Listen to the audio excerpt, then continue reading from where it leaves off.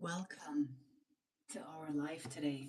The topic of this conversation is how would you know if your partner is a narcissist? Now, as much as I don't like to label people or their conditions, for the sake of this video, for the sake of our conversation, for the sake that we all stay on the same page, I want to use this title, this name, as an archetype, okay? Because even when people get labeled, oh, you have anxiety or you have depression or you have post traumatic stress disorder, obviously people are so much more than their condition or their label.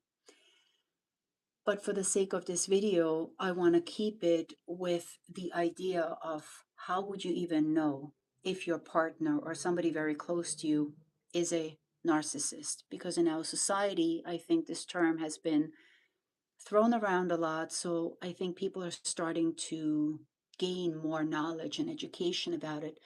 And the other reason I wanted to share this video is because, yes, even though as a hypnotherapist, I help people make the impossible possible, help them overcome some of the most difficult habits or behaviors, or even achieve success they've never even weren't even able to dream about. Yes, those are the things I do on a day-to-day basis. And what has now come to my attention profoundly is the amount of people that almost like they're like, Susan, you know what? Left turn here. I have a question. And it always surprises me, but there it is. How would I know if my partner is a narcissist? Well, actually, for the fact that you're asking, there might already be something to it, right? Otherwise, why would you be asking? So, I want to give you the 10 signs. Now, this is very macro, this is very high level. Obviously, there's so much more to it, but at least you have something that you can walk away with, something that you can measure your experience by, where, the proof in a pudding, meaning what you experience with this person is everything you need to know, right? Rather than listening to somebody talk about it. So I want to show you what are some of the things you might experience on a day-to-day basis for you to be like, wait a minute, you know what? Probably not a good idea to stay with this person. And again, I'm not here to tell people what to do, what's right or wrong. Everybody gets to make that decision. But I think we all have a different threshold. We all have certain standards, hopefully. You get to have boundaries. And if you don't enforce them, especially with a narcissist, then it's not going to look good. Now, just from the get go, please know that typically a narcissist, they will have two different personas. There is the private version of them, behind closed doors that they show to you, which is typically not the pretty one, but the social persona is like the social superstar.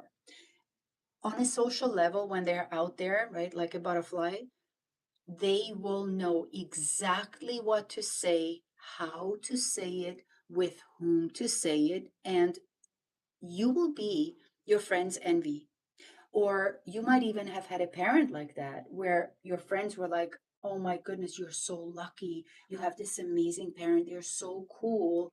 Or if this happens to be a partner, your friends might say, wow, your spouse, your partner is such an amazing person. Oh my God, I wish my partner were more like that. Where, again, remember, they have learned how to play this role powerfully, perfectly, and from the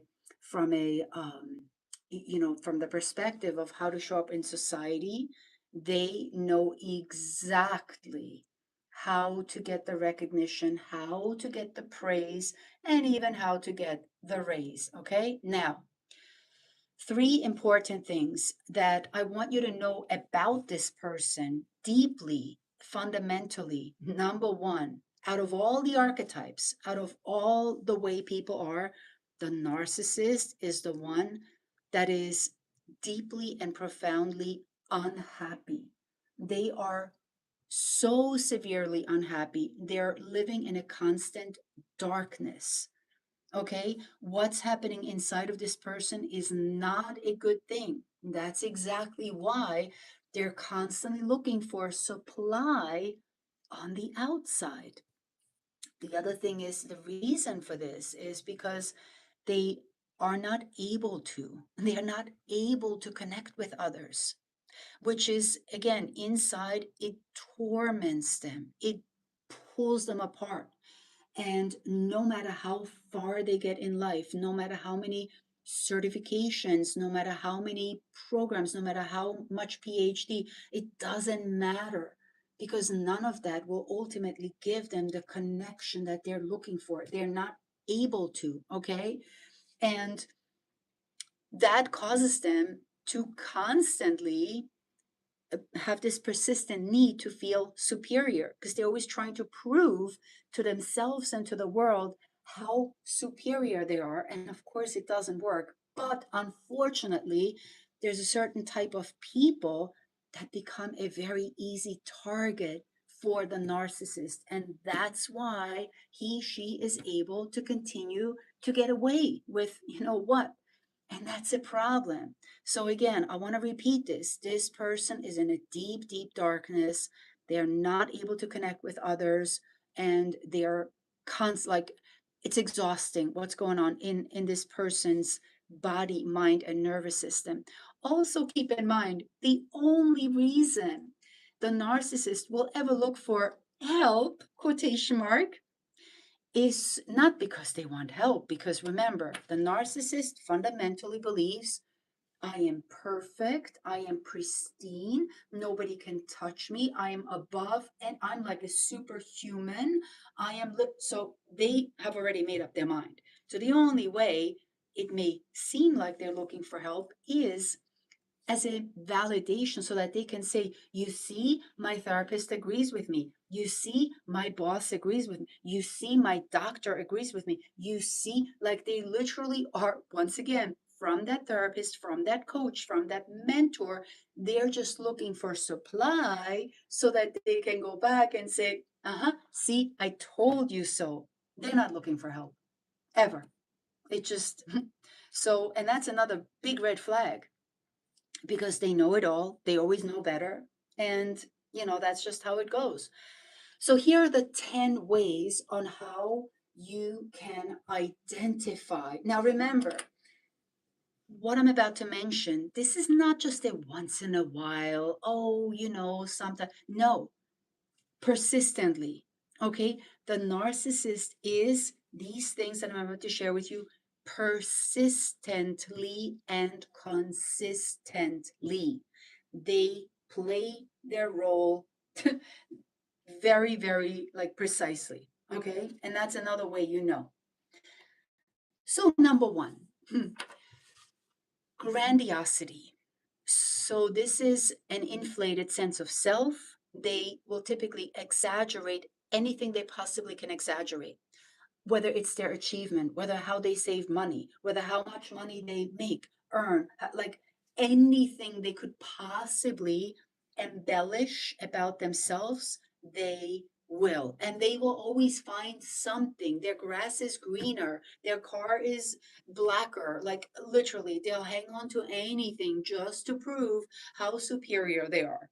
Number two, and this breaks my heart, this because I see this with my clients all the time. This breaks my heart.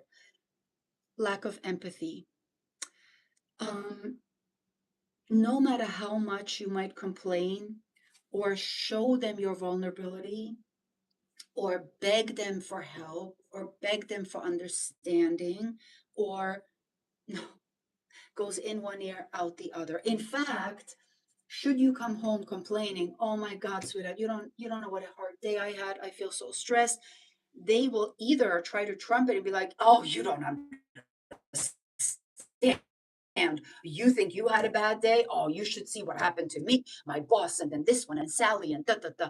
So they will either try to completely like bamboozle over you, like rattle over you, or they will ridicule it and be like, what's the big deal? Like, come on, you can handle that. Like, what are you complaining about? Like, that's not even a big deal. So tomorrow's another day. They will literally ridicule or belittle, or again, look at me. Everything comes back to me. It's all about me, myself, and I. It's always about them. And on that note, every every relationship is transactional. We're getting to that part, but keep in mind, everything the narcissist does and says is calculated, it's measured, it is deliberately staged.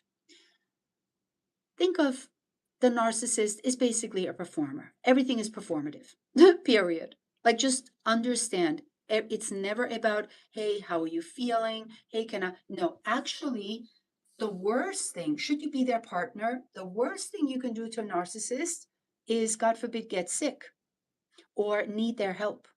Because to them, it doesn't matter whether you're in a coma. It doesn't matter.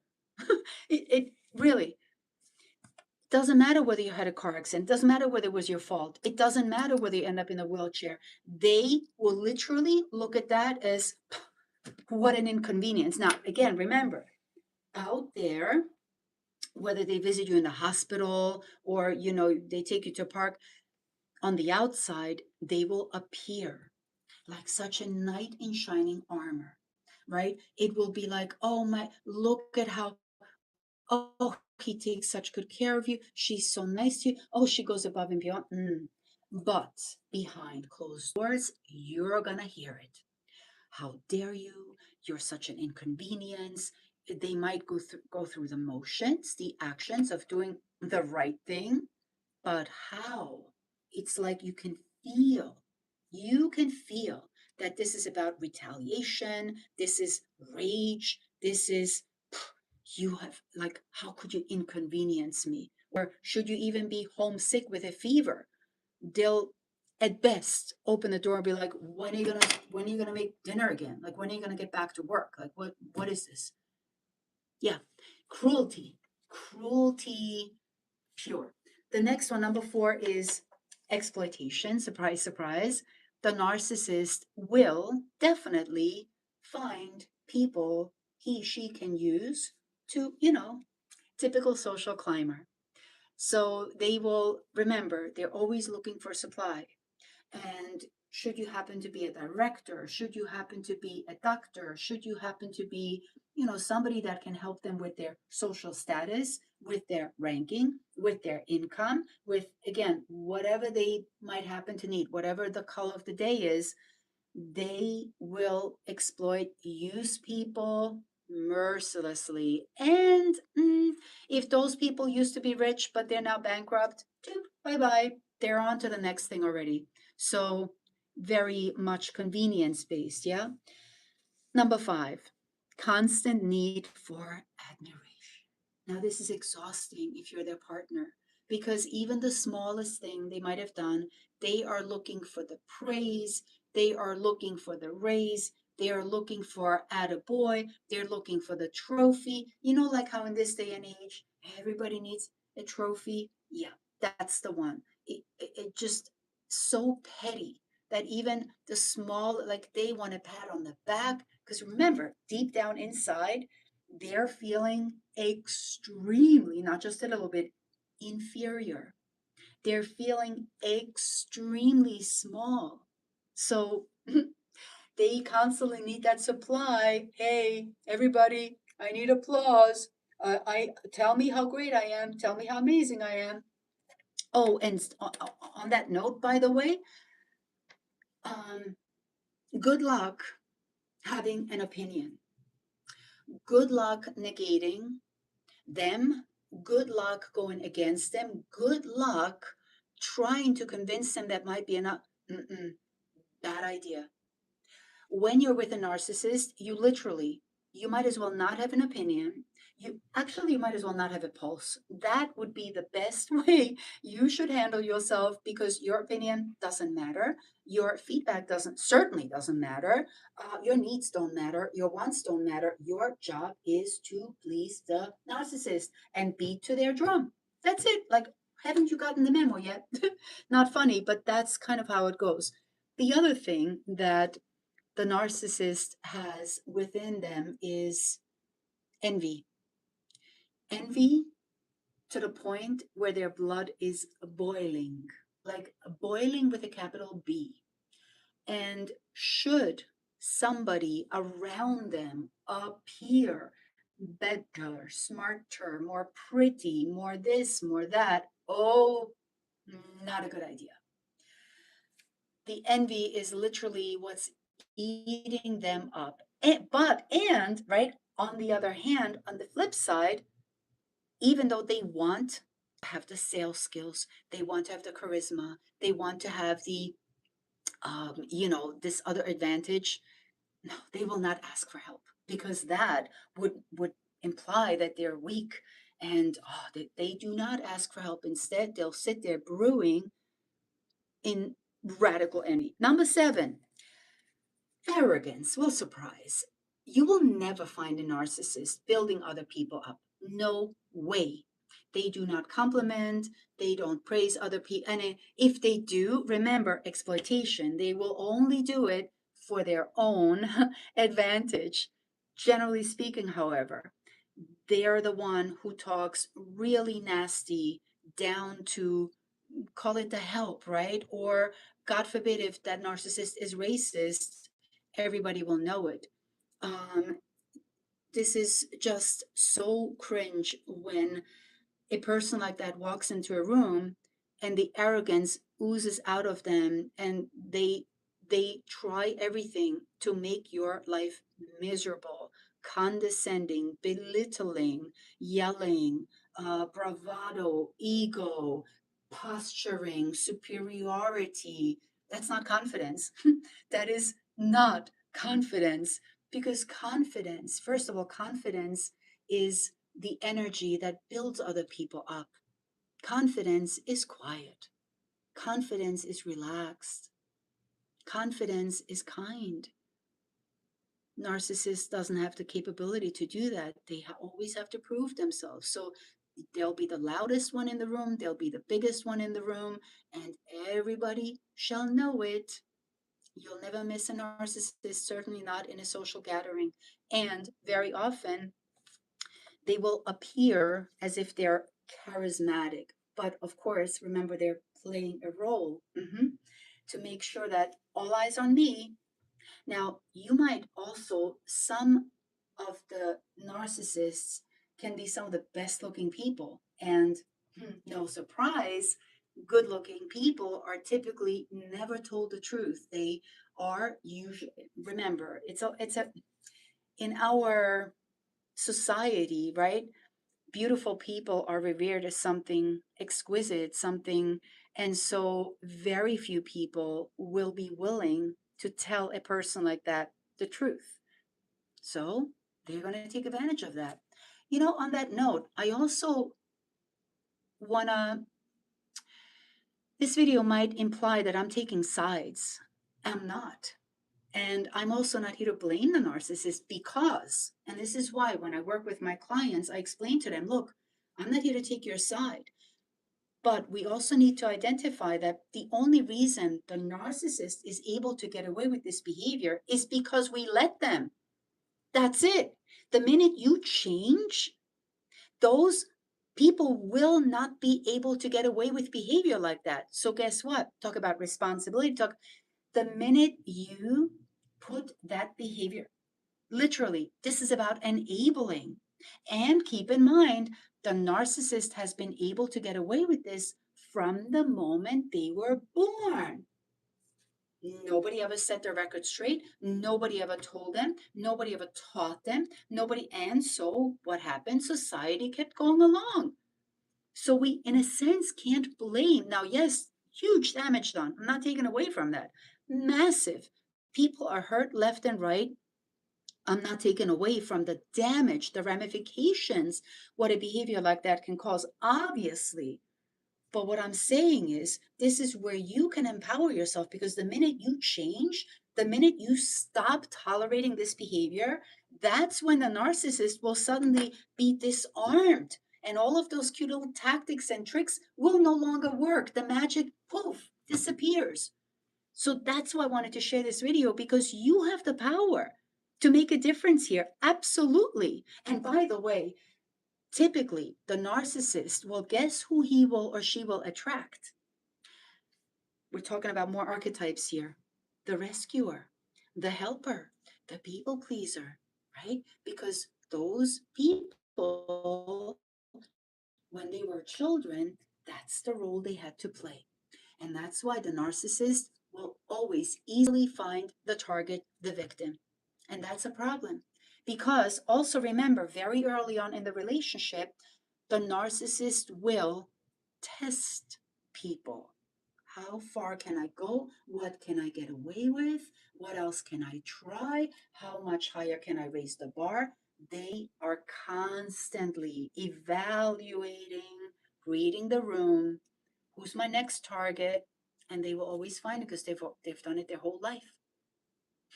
As an example, crowded street, narcissist comes towards you, right? And he will, let's say, bump into you on purpose to test you. And should you be the one to apologize? Boom, big mistake. Why would you apologize for them bumping into you? That's the wrong answer. But that is an example. Now they're like, oh, right? So many people say, oh, sorry. That's an awful reflex. No, that doesn't warrant apology. That warrants a glare. Like, what the is wrong with you? And so many people, right, especially the people that are people pleasers, will automatically apologize for something they didn't even do because they're so used to it. That's their pattern. So we want to be, and this is why I teach my clients, you want to get out of this relationship or you're going to need to change your behavior. So, and because the narcissist is not going to change, no matter how much you beg, no matter how much you plead, it's irrelevant. That tactic doesn't work. So we talked about arrogance, kindness. Number 8, speaking of responsibility, the narcissist does not know nor will they want to take accountability or responsibility. Responsibility. The ability to realize, hey, we have a problem here. Hey, I can respond. No. Instead, the narcissist will blame. First, reflex, everybody else's fault. Even if it's not, it is. If only the economy were better. If only my boss treated me right. If only my partner had laid out my underwear. Seriously, it like anything, they will blame, they will ridicule, they will shame. There will be a lot of self pity. Woe is me, victim, victim, victim. You don't understand. People that they will always find something or somebody to blame. And even if you tried with logic and reason, don't bother. It doesn't work. It's never their fault. They overslept. It's your fault. They backed their car into the neighbor's car and you were in Europe or in another continent. It's still your fault. Yep. Um, they don't have their shirts, blouses. Well, your fault because you didn't go to dry clean. Literally, this is just, it's not even funny. Number 9, on that note, they can't take feedback, they can't take criticism. Instead, when they feel like you're judging them or criticizing them or even gently nudging, asking, like, hey, would you be open to possibly looking at, nope, rage. Punishment is the answer. How dare you? How dare you like question me? How dare like in a big way. So again, criticism, or we can even call it feedback, will not work. Yeah, it doesn't matter. Even if the kids are hurting, it doesn't matter. Remember, this kind of person does not understand, don't do empathy. It doesn't matter whether the kids are hurting. To them, try playing any card, it will not work because it's always about me, myself, and I. What can I get? How much more can I get? How can you supply me? How can you help me? What's in it for me? That's all they want. Number 10, the last one, gaslighting.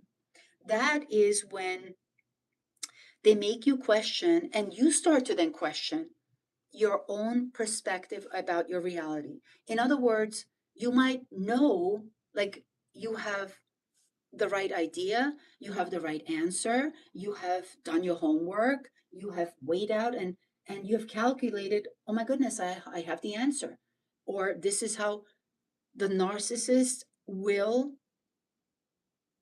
have the ability to, so that you question yourself. so that you are left like, am I crazy? Like, am I like, they will distort the story. They will once again ridicule you. They will shame you. How could you have such an opinion? What's wrong with you? Why can't you be more like this? They will constantly try to change you and to blame you. And how could you have this opinion? And what's wrong with you? Or, just making you question your own perception of reality. Remember, because from day one, the narcissist will groom their target, and then they will turn it up, and then they will turn it up more, and then the more they can get away with it, the more they will. So it will escalate. By the time you're with them a couple of months, or God forbid years, you have now been so deeply brainwashed, conditioned, and hypnotized by the narcissist that you don't even know which end is up or down anymore. And that's the problem. But there is more. Here is ultimately the most important piece. Okay, as a hypnotherapist, I want to tell you this because this is ultimately the proof that you need to know. Meaning, when you are with somebody like that, clearly this is not what's best for you. And how would you know for sure? Because your body will begin to break down. Your body will begin to show you signs. Hey, this is not good for you.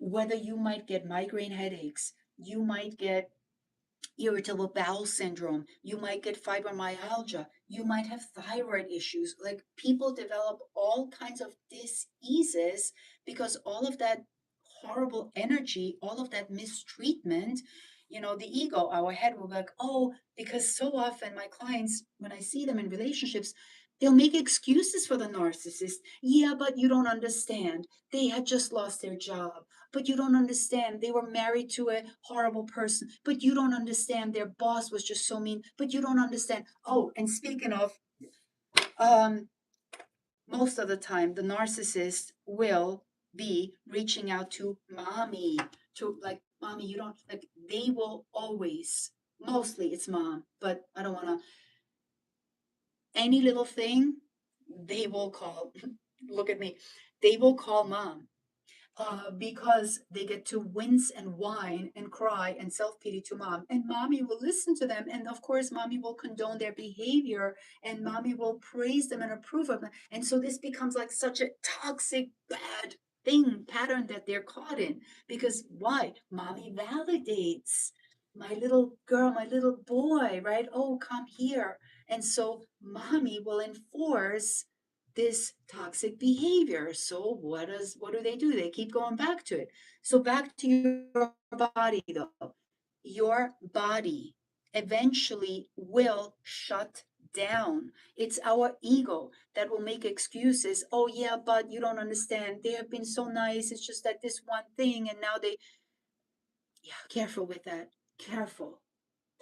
Because again, if your body is already twisted in knots, you have digestive issues, maybe even breathing issues, if you have tightness in your throat, if you have constant frequent headaches, if you feel like you got to tiptoe around, if you, even an hour before the narcissist comes home, you start to feel anxious and nervous, that's all you need to know. That's all you need to know. Those are signs. Remember, your body is always trying to protect you. Your body is your subconscious. Your body and subconscious work together to keep you in survival. And if your body senses a threat of any kind, your body will scream. But of course, nobody taught us in school. This is why I tell my clients, please stop looking at the labels of what people are. Instead, listen to what your body is saying. How many times might you have been in front of somebody, and maybe your friends have tried to convince you, oh, you don't understand. He is such a high status in the community. He's a priest. He's a this, he's a that, and he has all these great labels and shiny objects. When actually you meet that person, like, oh, something just doesn't feel right. That's when you got to trust yourself. Don't listen to people who have become sheeple. You get to trust yourself, your body. If something feels off, please go with that. Your body would never lie to you. I promise you, your body will never betray you. So if you are already experiencing symptoms, whether that's anxiety, whether that's discomfort, whether that's you not feeling safe, whether you're not feeling seen, whether you actually constantly feel used and abused and nothing's coming back, trust you, bingo, you nailed it. And how many of my clients tell me, Susan, now I look back and actually the red flags were there from the beginning, but I kept just carrying on. Oh, maybe he'll change. Maybe she'll do different. And it just becomes a road to no, it just gets worse. If these red flags have been there from the start, that means they have been testing you and probing you and prodding you. And unfortunately, you fell for it. But remember, it's not too late. Now you can ask yourself, wait a minute, if I stay, there's a price to pay. If I go, either way is going to be hard. I wish I had a better answer. Not telling you you should stay or you should go. That's not for me to say. I cannot be the decision maker in your life. That's not my role.